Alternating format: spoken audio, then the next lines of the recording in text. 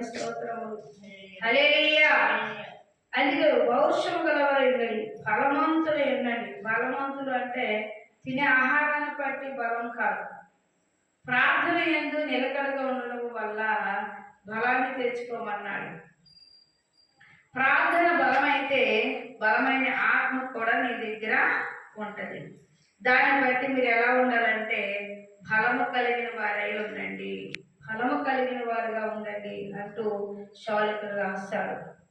మీరు చేయే కార్యములన్నీ ప్రేమతో చేయండి, అసూయతోనూ ద్వేషంతోనూ మీరు చేయొద్దు. కొందరట అసూయతో చేస్తారట, కొందరు ద్వేషంతో చేస్తారట. దేవుడి పని చేస్తూ మూలుగుతారు కొందరు.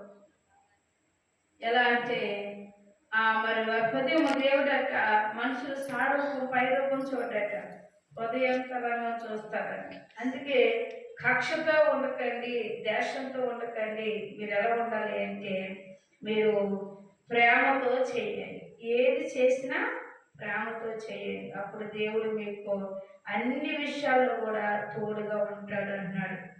1 తిమోతి పత్రిక 2వ అధ్యాయము 15వ వచనం మనం చూస్తే ఎలా ఉండాలి అంటే అన్నమాట. 3వ అధ్యాయము మనం చూస్తున్నట్లయితే 13వ వచనంలో ఒక మాట రాయబడింది, పరిచాయకులై ఉండండి, ఆ పని బాగుగా నెరవేర్చేవారు, మంచి పద్ధతిని సంపాదించుకొని క్రీస్తు యేసునందు విశ్వాసం. మీరు ఎలా ఉండాలి అన్న మాట మనం జ్ఞాపకం చేసుకుంటే ప్రియులారా, మీరు ధైర్యం గలవారు ఉండాలంటే విశ్వాసం ముందు కాపాడుకోవాలి.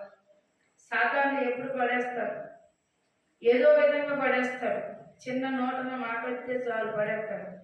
అందుకనే నీ విశ్వాసం ఎలా కాపాడుకోవాలంటే చాలా ఆ విశ్వాసం కాపాడుకున్నప్పుడు నువ్వు ధైర్యం తెచ్చుకున్న వాడిగా పరిశుద్ధాత్మ నేను బలపరుస్తాడు, నూతన ఆత్మతో నింపుతాడు, నిన్ను బలము గల వాడుగా సాధనంగా వాడుకుంటాడు.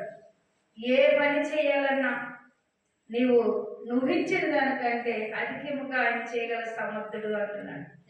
నిజమే, ఆయన ఎంత నిలబడాలంటే నిలకడ కావాలి ముందు. అట్లాగే మనం చూస్తే ప్రియులారా, వాక్యం సెలవిస్తుంది 1 కొరింథీయుల పత్రిక 11వ అధ్యాయం 14వ వచనంలో మనం చూస్తే పురుషుడికి తల మీద చెంగు కొంగేస్తూ అక్కర్లా, ఎందుకంటే అతడు క్రాప్తో ఉంటాడు. స్త్రీ జడలు అల్లుకుంటది కాబట్టి ఆ తల మీద కొంగేసుకోకపోతే శాపం.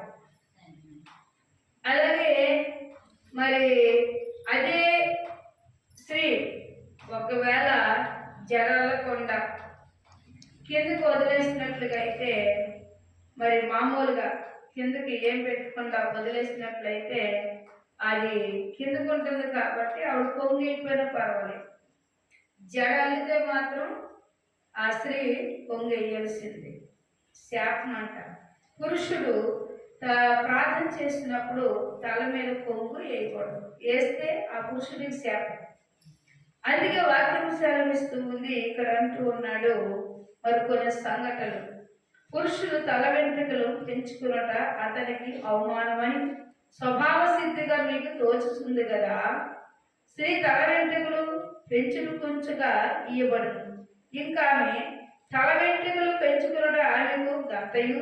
ఎవరైనా కలహప్రియుడు కనబడేలా మనలోనైనా దేవుని సంఘములైనా ఇట్టి ఆచారం లేదని వాడు తెలుసుకోవాలని. మీరు ఈ ఆజ్ఞలు ఇచ్చుచున్న మిమ్మలను మెచ్చుకోవచ్చు, మీరు కూడా వచ్చుట ఎక్కువ కీడే గాని ఎక్కువ మేలు కాదు. మొదటి ఎందుకన్నారు ఈ మాట అంటే పిల్లారా, ఎవరు ఎలా ఉండాలనేది ఆజ్ఞలు రాశారు. నిబంధన గుర్తులో కూడా మందిరములో పురుషుడు ఎలా ఉండాలో స్త్రీ ఎలా ఉండాలో కూడా చెప్పారు. పురుషుడికైనా స్త్రీకైనా అంట కాళ్ళు కనబడకూడదంట.